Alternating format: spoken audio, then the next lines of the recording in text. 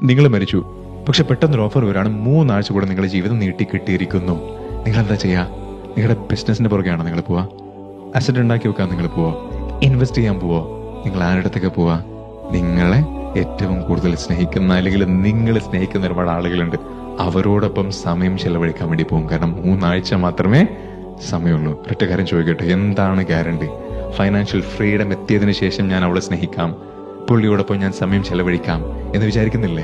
പൈസ ഉണ്ടാക്കട്ടെ, എന്നിട്ട് എന്റെ കൊച്ചിന്റെ ഒപ്പം സമയം ചെലവഴിക്കാം, ഇങ്ങനെ ആവട്ടെ, അങ്ങനെ ആവട്ടെ, ഇങ്ങനെ ആവട്ടെ, എന്നിട്ട് ഞാൻ അവർക്ക് മുഖം കൊടുക്കാം.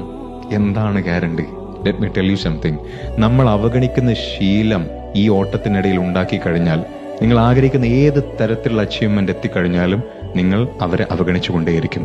അതൊരു ശീലമാണെന്ന് മനസ്സിലാക്കുക.